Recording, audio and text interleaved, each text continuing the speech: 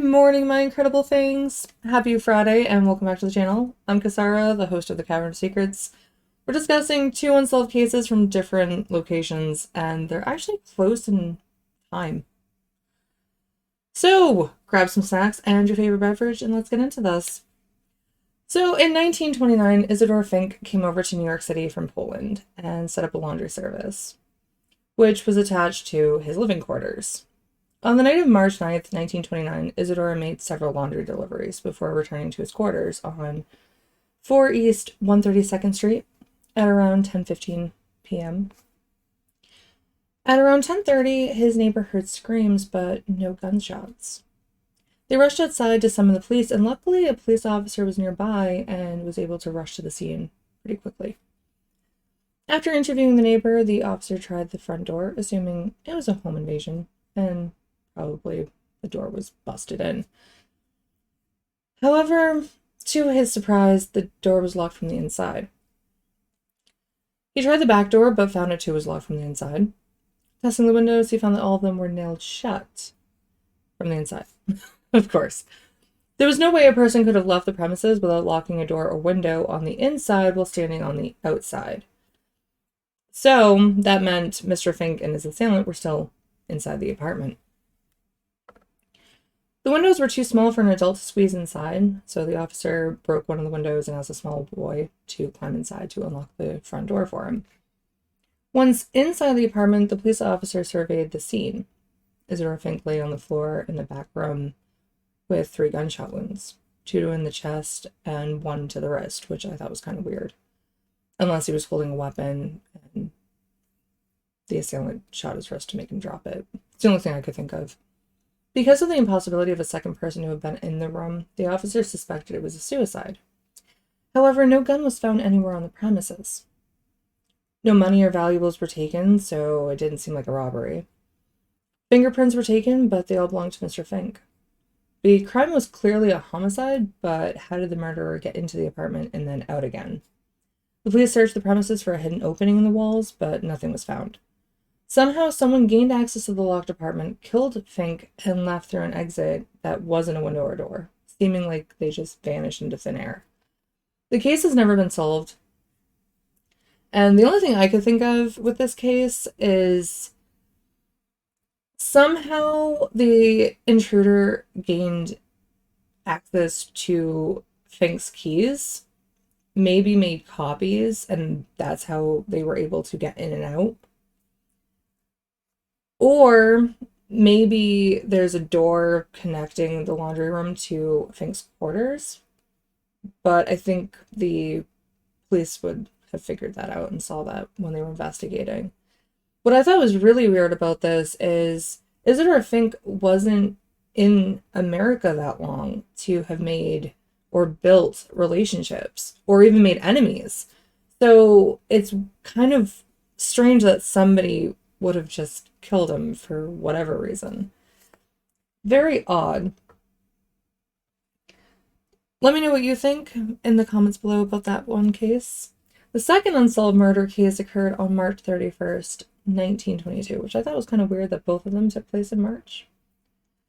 The Hinterkaifeck farmstead located near the woods outside the Bavarian town of Grobern, roughly an hour drive from Munich and a half-mile behind the town of Kaifeck in Germany, was the home of 35-year-old Victoria Gabriel and her 2 children, 7-year-old Kazilia and 2-year-old Joseph, as well as her elderly parents, Andreas and Kazilia Gruber.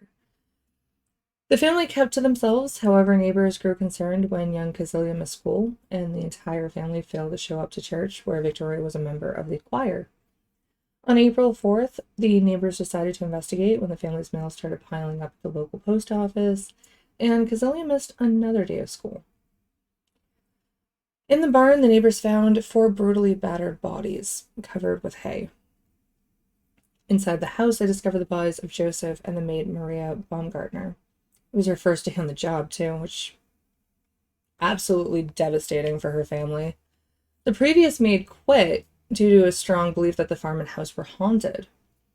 The court physician, Dr. Johann Baptist Muller, found that elder Kazilia showed signs of strangulation and received 7 blows to the head, which resulted in a cracked skull. Andreas was caked in blood, his face bludgeoned.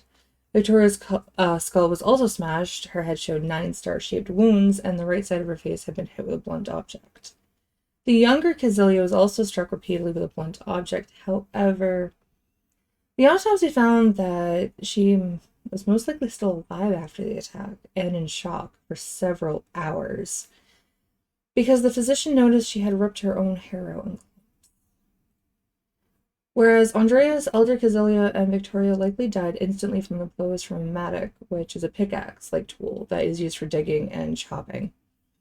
Inside the farmhouse, Maria was killed by crosswise blows to the head in her bedroom, whereas Joseph died by a heavy blow to the face, killing him instantly. He was actually in his cot in Victoria's room resting when that all went down. Like the bodies in the barn, Maria's was covered with her sheets, Joseph's with one of his mother's dresses. And to me, the signal that the killer felt remorse for his actions. I mean, I could be wrong, but I think that's usually why killers cover the bodies of the deceased after they kill them. It's kind of that, maybe not ashamed, but, or maybe it is ashamed for what they did. Some type of feeling guilty for what they did to these people. What I thought was kind of weird is the farm animals and the Pomeranian watchdog were all unharmed.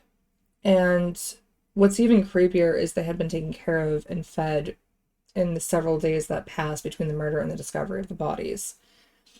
Which, to me, is great because I don't think animals should die, but not that these people should have died either, but I'm just saying. I hate when they kill animals in movies. It really bothers me, so. Police suspected vagrants or other men with criminal backgrounds, but they threw that out when large sums of money were found within the household. Besides the hay and bed sheets used to cover the victims, nothing had been disturbed, even though the killer remained at the farm for several days, feeding the animals, eating meals, and lighting fires on the hearth. The police eventually questioned the former maid about her beliefs that the property was haunted. She confided in the officers that she came to this conclusion after constantly hearing sounds in the attic and experiencing an unsettling feeling of being watched. Though Andreas didn't believe her, he had told neighbors about some strange occurrences around the farm days before the murder that he had experienced. A newspaper he didn't purchase was found inside his home, and a set of footprints were discovered in the snow leading from the forest to the farmstead. The footprints,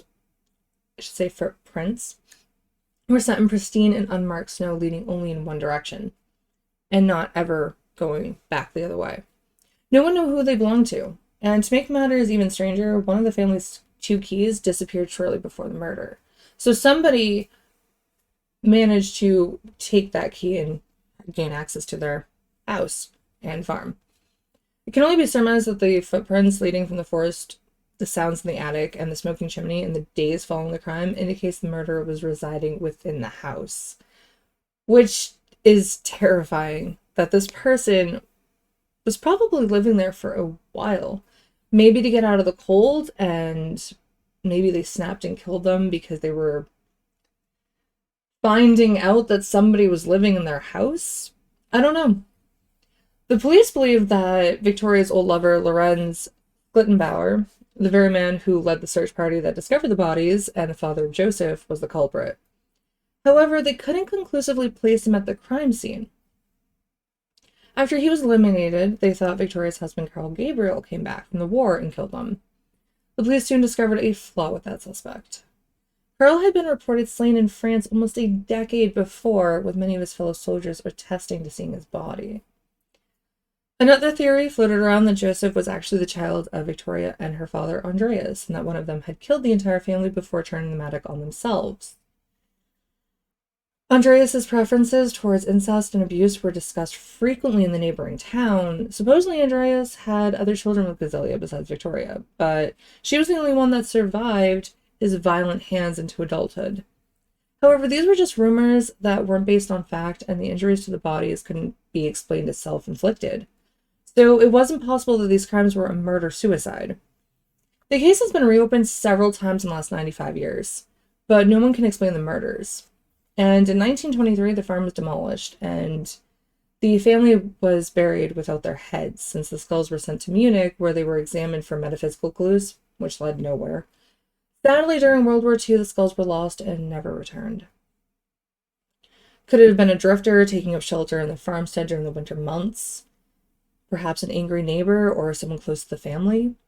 The public may never know, especially with how long ago the murders took place. All evidence is gone, so we can't use the technology we have today to try and gain new insight to the past, unfortunately, and the farmstead's gone, which I think makes it even harder. So what are your thoughts on these two cases? Let me know in the comments below. To me, it's pretty terrifying to think someone living among you without ever knowing it, and then murdered by that same intruder for whatever reason. Thank you so much for listening to these creepy cases. I hope you have a lovely weekend. Enjoy your long weekend if you have one. Later tonight, I'll be sharing my review of the new Orphan First Kill movie. If you don't want to miss that, click the bell icon and take care until next time, everybody. Bye!